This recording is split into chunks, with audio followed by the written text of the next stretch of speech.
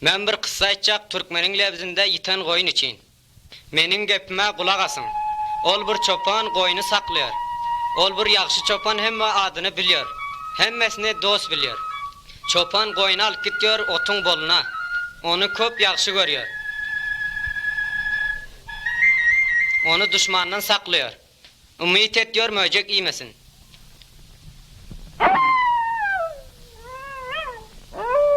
Bir ses geliyor ol möceğin sesi. Çopan hazır koyunu saklıyor. Çopan gördüğü pişin topalan geliyor. Çopan koyuna kıygırıyor tüşey deyip. Ol çalaklık bile koyunu tiz hursun etse. Mocuk şamal boldu çopanı yıksa. Yağmur yağıyor yüzüne yaman degiyor. Ol köşiş ediyor tizrak üyüne yetse. Vakti ki üyüne bardı koyunu sanadı. 1, 2, 3, 4, 95, 96, 97, 98, 99. O bir tane koyunum yok, o bir tane koyunum yok. Koyunumun sanı 100'ti. Bir koyunum yetti, nerede kaldı, dağda kaldı mı? 99 koyunu koyup bir koyunun izinden gitti. Gece karanlıktı, koyunu aktarmana gitti. Dağın üstüne çıktı, daşın arasında kıygırdı. Şamal mocuktu, çopanın sesi yetmedi. Çopanın ayağı daşa değdi, kanadı. Çopanın egin maçları çöpe değip yırtıldı, elem kanadı. Köp ses etti. Oh, ne hemen sesi. Oh, ol menin koyunum. Dağdan pese düştüm ve koyunu taptım. Koyun yandağın arasında kalıptır. Koyun ayaktan kalan öler yanı boluptur. Koyunu asta koltuğuma aldım. Koyunu asta üyelttim. Üye bardım, köp koyunu yaxşı görüyordum. Çopan koyun için canını verse. İsa imasi menin yaxşı çopanımdır. Ol bizleri köp yaxşı görüyor. Bizler bir yiten koyun yanı adam. Men Hudanın yolunu yitirdim. Hemmemiz günahkar adam. Bizler şu hatirden günah için ölüyoruz. İsa imasi bizler için öldü. Ol bizlerin günahımız için soyuldu. Bizlerin yamanlık işimiz için kanı döküldü. Şu sebepten ölen adamlar turdu. Ve hem asmana çıktı. Ve hem hazırdır günahımızı geçse. Ve hem sesini eşsek ve hem sesini kabul etsek. İman ekersek ve tövbe etsek günahımızı geçiyor. Bizler şu sebepten hem işe diri. Ve hem bizleri behişte alıp varıyor. Misli ki çopan koyununu üyüne alıp vardı. Tövbe edin ve hem necat versin. Hazreti Davud Zebur'da şu kısım ayttı. Huda Teala bizlerin çopanımız. Şu sebepten hiç nese muhtaç emez. Vakti kadimde dünyanın adamları köp günah eden, Huda'nın yolunu terk eden, gün be günden beter olan, şunun için Huda aydan, men dünyanı helak edecek. Yani merdimleri neşemunca günah ediyor. Tenha bir adam vardı Huda'nın emrini kabul ediyordu. Onun adı Hazreti Nuh'tu. Huda Hazreti Nuh'a ayttı. Merdimlere aydın. Men bir şedid cezanı uzatacak. Men bir kette topan uzatacak. Dünyanı sudan dolduracak. Merdimlere aydın bayat tövbe etsin. Huda'nın yolunu tutsunlar. Huda son Hazreti Nuh'a ayttı. Bir kette kişti qoğru cayda kurşan. Vakti ki topan gelir. Özleriniz ve ehli üyleriniz kette kişiniz şoňa girin. Şo yerde necat taparsınız. Şo hatirden Hazreti Nuh kiştiğini kurşamanı başladı. Hem vakti merdimlere aytıyordu. Bir kette topan gelir. Olar Hazreti Nuh'un üstüne güldü.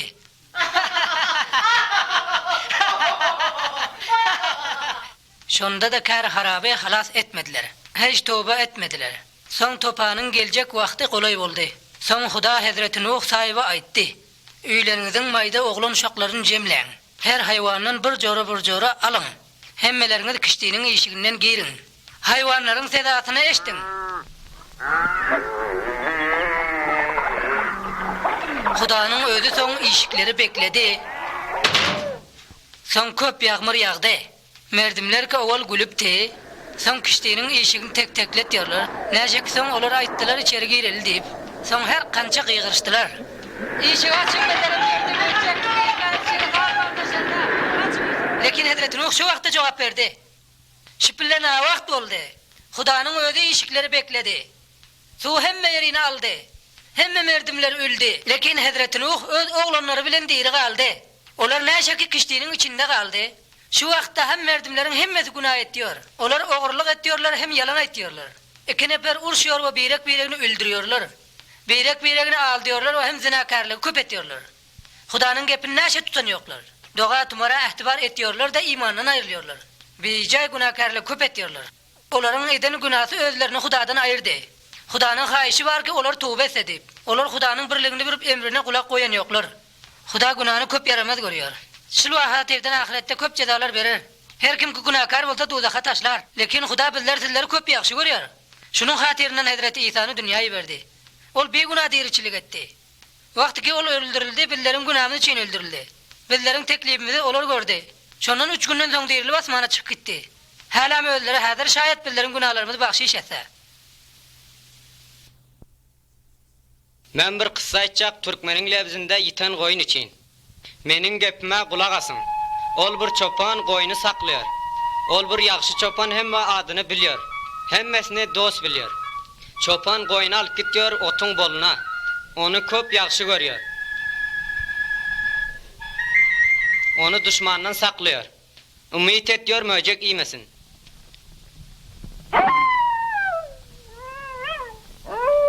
Bir ses geliyor ol möceğin sesi. Çopan hazır koyunu saklıyor.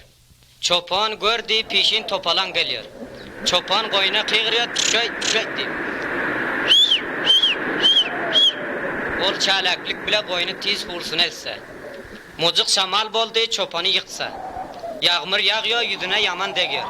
Ol köşiş ediyor tizrak üyüne yetse. Vakti ki üyüne bardı koyunu sanadı.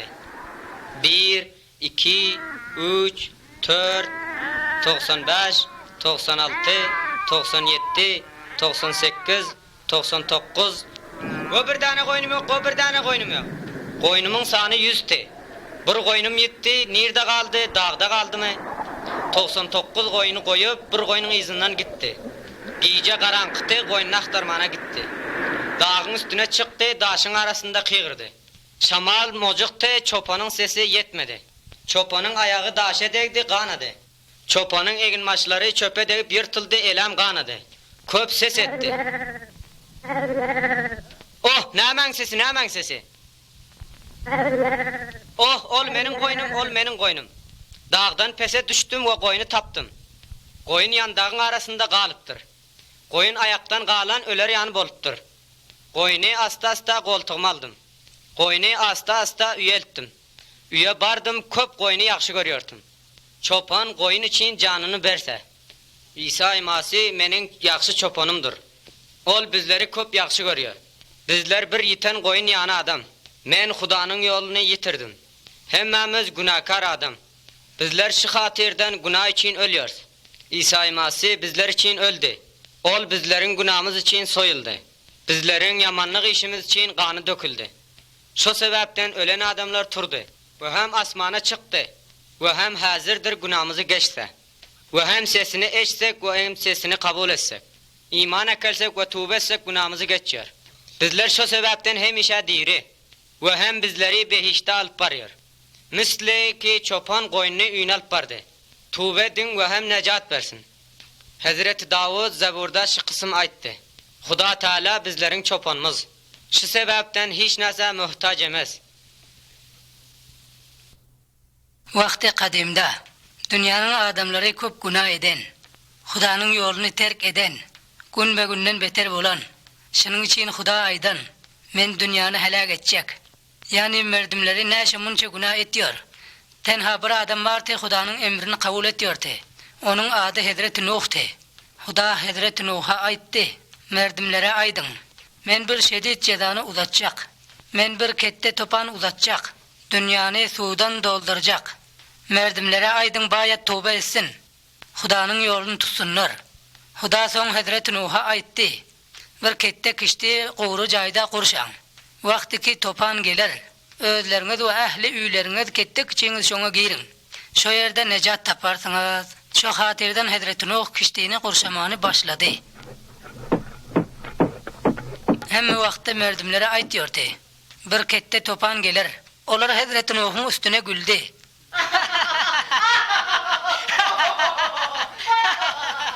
Şonda da kar harabe halas etmediler. hiç tövbe etmediler. Son topanın gelecek vakti kolay oldu. Son Huda Hazreti Nuh sahibi aytdı. Üylerinizin mayda oğlan uşaklarını cemleyin. Her hayvanın bir jora alın. Hemmeleriniz kişiliğinin eşiğinden girin. Hayvanların sedasını eştin. Hudanın özü son eşikleri bekledi. Son köp yağmur yağdı. Merdimler ki oval gülüpti. Son kişiliğinin eşiğini tek teklet diyorlar. Nece ki son olar ayttılar içeri girelim deyip. Son her kança kıygırıştılar. İşi açık bedelim verdi. Lekin Hazreti Nuh şu vakti cevap verdi. Şüphilene vakt oldu. Hudanın öde işikleri bekledi. Su hemme yerini aldı. Hemme merdimler öldü. Lekin Hazreti Nuh öz oğlanları bilen diri kaldı. Olar neşe ki kişiliğinin içinde kaldı. Şu vakta hem merdimlerin hemmesi günah ediyor. Olar oğurluk ediyorlar hem yalan ediyorlar. İki nefer urşuyor ve birini öldürüyorlar. Birini al diyorlar ve hem zinakarlığı küp ediyorlar. Hudanın gepini neşe tutanıyorlar. Doğa tumara ehtibar ediyorlar da imandan ayrılıyorlar. Bicay günahkarlığı küp ediyorlar. Onların eden günahı özlerini Hudadan ayırdı. Hudanın haişi var ki olar tövbe edip, olar Hudanın birliğini bilip emrine kulak koyan yoklar. Huda günahını köp yaramaz görüyor. Şul vahat evden ahirette köp cezalar verir. Her kim ki günahkar olsa dozağa taşlar. Lekin Huda bizler sizleri köp yaxşı görüyor. Şunun hatirinden Hazreti İsa'nı dünyayı verdi. Ol bir günah diriçilik etti. Vakti ki ol öldürüldü, bizlerin günahını için öldürüldü. Bizlerin teklifimizi olar gördü. Şondan 3 günden soň dirilip asmana çıkıp gitti. Hala öldürü hazır şayet bizlerin günahlarımızı bahşiş etse. Kulak solinglar. Bir yo'qolgan qo'yni hikoyasini sizlarga bayon qilamiz. Bu chaqiradigan bir mehribon qo'ychini ovozidirki, qo'ylarini yaxshi ko'rib va hammasini otlarini bilar edi. Mesh, turki echki, oqbosh qo'y, ola qo'y, xol-xoli qo'zi, kelinglar, suv ichinglar. Bu qo'ychi qo'ylaridan xabar olib turib, ularni ko'k mayslarga va tiniq suvlar bo'yiga olib borar edi. Ki o'tlab va suv ichsa.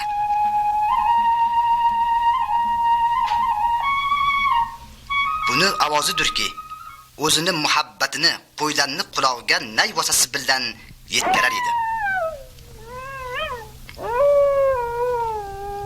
Qo'ychi bilar ediki, bu ovoz bo'rini ovozidirki, qo'ylarni dushmani. Ey behayo bo'ri, to'man tirikman, seni qo'yimga, aziz qo'ylarimga zarar yetkazishingni qo'ymayman. Yo'qol.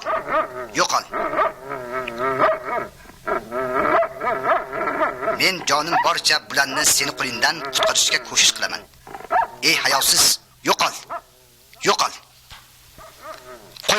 Qo'yma, tut, ofarin. Ey berahm bo'ri, ket. Ey Xudo, o'zingga shukrki meni qo'ylarimni bo'ri dastidan tutqazding va o'z parohinda asrading.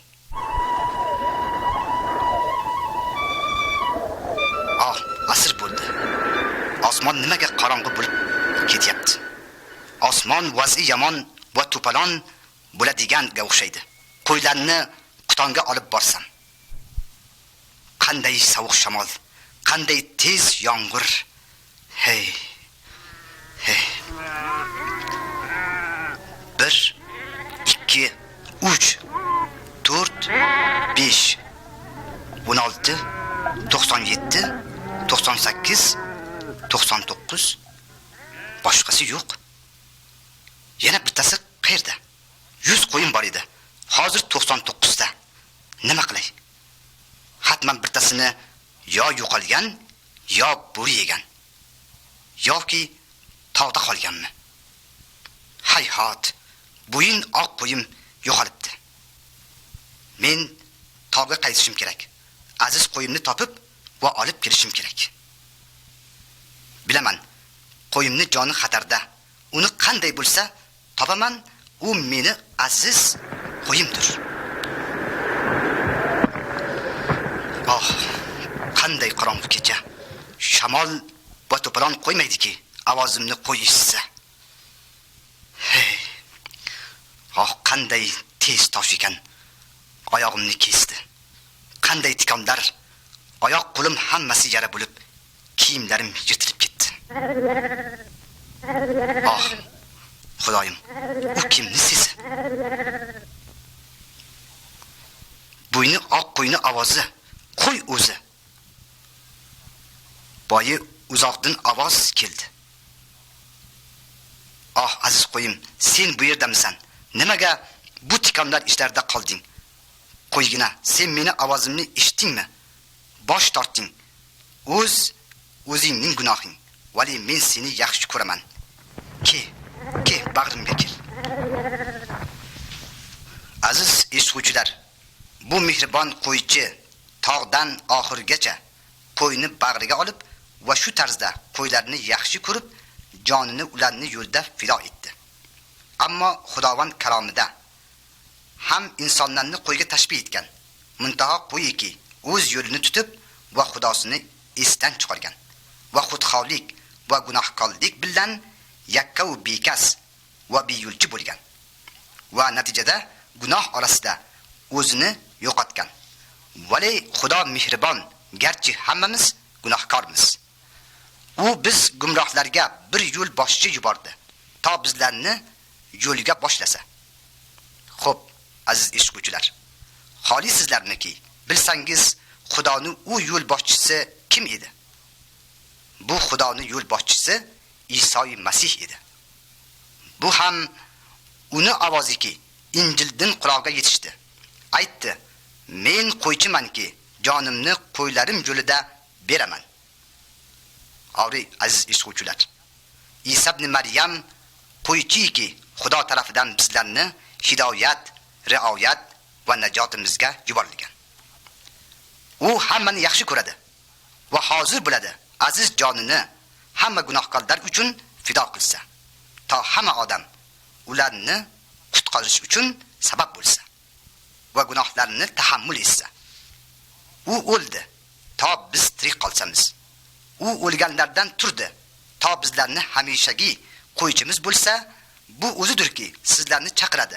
Quloq solinglar, men bu yerda, u yerda va hamma joyda borman.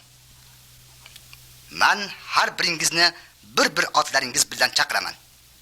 Men Iso Masih Xudo, Ruhulloh, Kalimatulloh, alif va yo avval va oxir neku qo'ychiman. Kelinglar, meni oldimga va menga iymon olib kelinglar.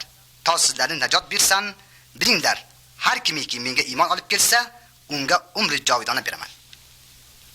Xo'p, aziz eshituvchilar, bu neku kor qo'ychiga nima javob berasizlar?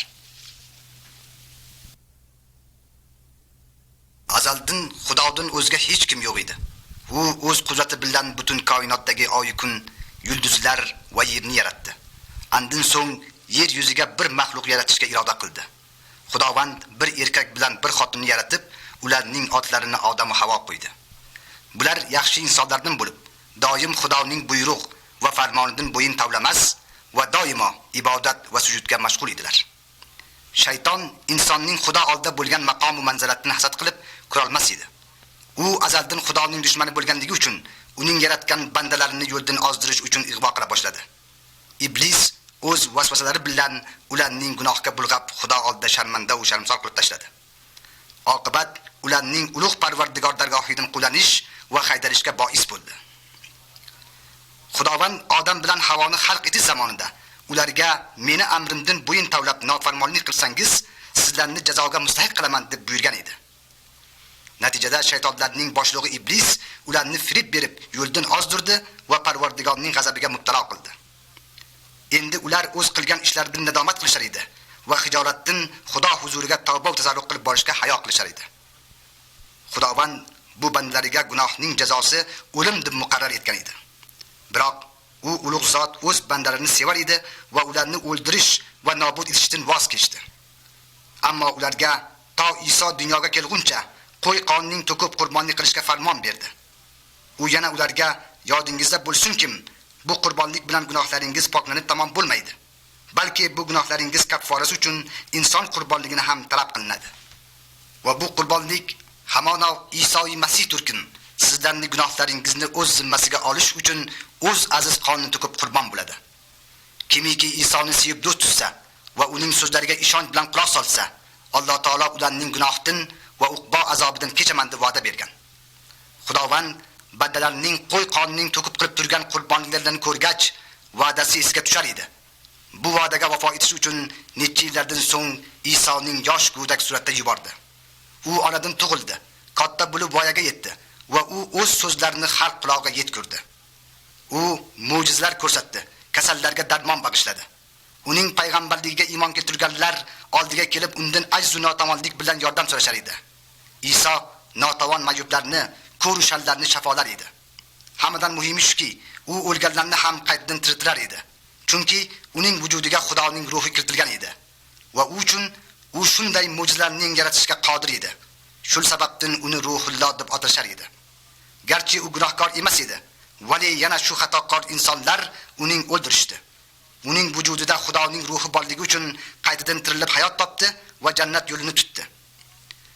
Iso o'ldirilgandan so'ng boshqa qurbonlik qilishga hojat qolmadi, chunki u o'zini mukammal qurbon qilib ketdi. Endi kimiki unga iymon keltirgan bo'lsa, go'yoki u o'z Xudosi bilan yarashib jannatga kirishga sazovor bo'ladi. Bu xush xabar haligacha butun dunyodagi xalqlar quloqiga yetishgan emas.